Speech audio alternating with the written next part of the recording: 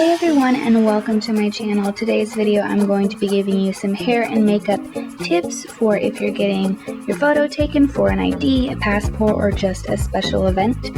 First thing I'm starting off with is my hair. I'm just letting it loose, and I want my makeup to be the main focus, so I'm not going to spend a ton of time or do anything super fancy with my hair. I'm just going to spray it with some heat protectant because I am going to curl it, and then I'm going to brush it out to evenly distribute it. I do recommend leaving your hair down for photos.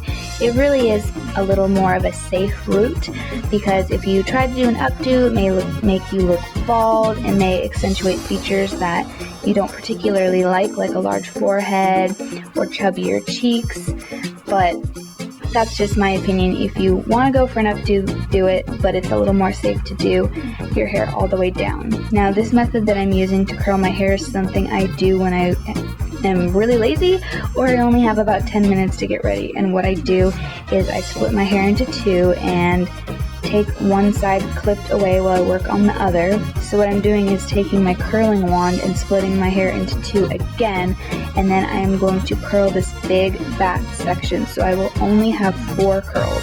And you're probably thinking, that's insane, there's no way that stays all day. And you're right, it does not stay all day. It only stays perfectly curled in the way I like it for about an hour, and then after that it tends to fall. And it still looks very pretty, it's just no longer considered curly.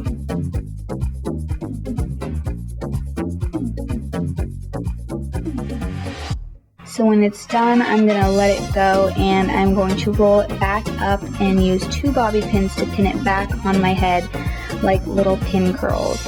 If you let your hair cool like this while it's all rolled up and still curled, it is going to stay bouncier and curlier for longer, rather than if you're letting gravity pull on the curl and let it cool while it's being tugged on.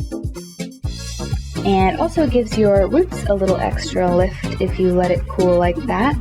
And now I'm just going to do the same exact thing on all 3 of my other sections that I have left to curl.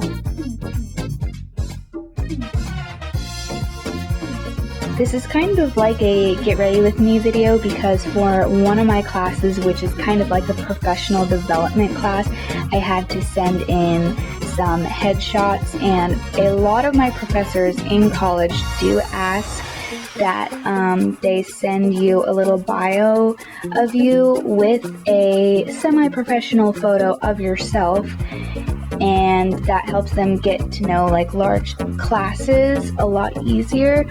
And believe it or not, I do not have a ton of semi-professional selfies, so I decided to take a little extra time out of my schedule to go ahead and just have one in my back pocket for future times of need.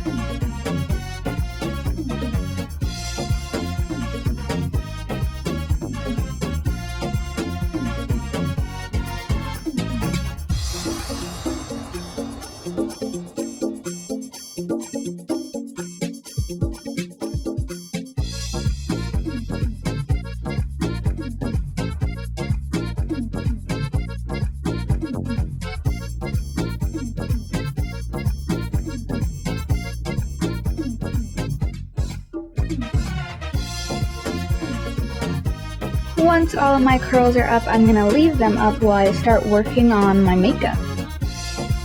First thing I'm doing, I flash it real quick, but I apply a primer. This is a pore minimizing primer, and it just blurs out all your imperfections. It's super awesome. I'm putting it all over my face, but I'm concentrating it in the area on the sides of my nose and under my eyes, because as we all probably know, we have darker, larger pores in that area. Next, I'm taking a concealer that is a few shades lighter than my skin tone, and I'm giving this double duty as a concealer and a highlighter. If you use a shimmery highlighter in flash photography, it's going to make you look like a crazy ghost disco ball hybrid sort of thing. So I'm just blending it out with my finger, and I'm putting it as the little triangle under my eyes and putting it down the bridge of my nose, on my chin, and on my forehead to give it highlight, and then any other problem areas that need a bit more coverage.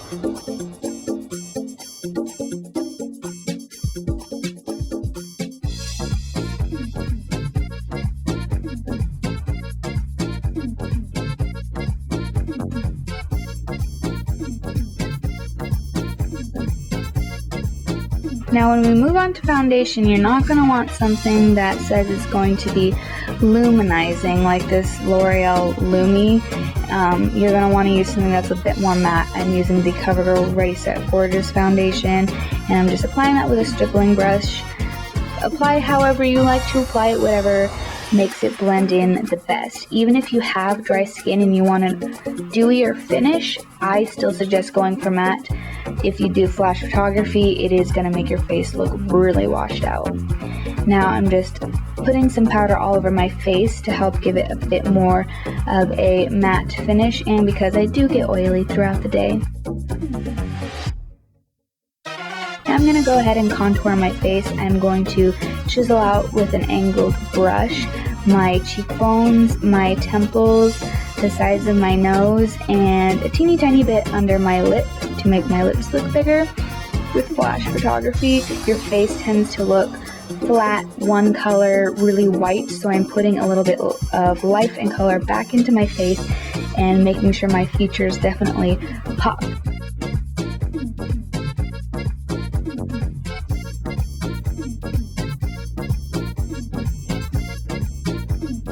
Now I'm just going to apply a little bit of a pink, slightly shimmery blush. Now we're going to move on to eyebrows. You cannot neglect your eyebrows. They're so important. Again, with flash photography, they tend to wash out your features, your eyebrows being included. So I'm first going to brush them out, and then I'm going to take a light brown matte shadow and an angled brush, and I'm going to focus in on the front parts of my brows and the arch in the tail of my brows, because those are the areas that are a bit more sparse and that need a bit more coverage.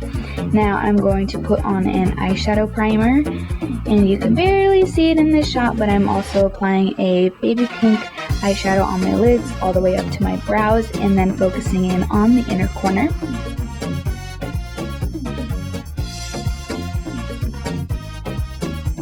Then I'm going to take a matte brown eyeshadow, actually the same one I used for my eyebrows, and I'm putting that on the outer part of my lid, outer part of my crease, and then bringing it in towards the center in my crease. And then I'm just tapping a teeny bit of a darker matte brown eyeshadow, and I'm kind of lazily, crazily putting that on the outer portion of my lid to give a bit more depth. Now I'm putting a plummy, shimmery eyeshadow with an angled brush onto my lash line on the top and on the bottom for eyeliner, and I'm doing this so that it's a little bit more smoky, a little bit more natural, and then I'm even going to take my fingers and blend out the bottom again to make it more smoky and natural.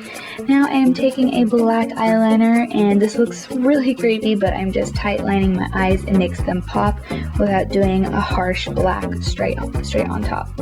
Now I am just curling my lashes so they're perky and long, and applying my new favorite mascara, which is the Miss Manga mascara.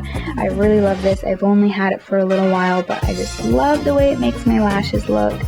I'm just putting that all over, and then if it's a special event, go ahead and apply eyelashes. I had a really hard time with not only the glue, as you can see, but also just applying the lashes in general, but I cut a lot of it out just because I didn't want you to sit here for 15 minutes watching me struggle putting on eyelashes. I used individual ones. I used 3 or 4 on each eye, just on the outer corner, because I didn't want them to look too crazy. I also cannot apply a full strip of lashes. They either need to be the half lash or these individual ones like this, because I just struggle way too hard.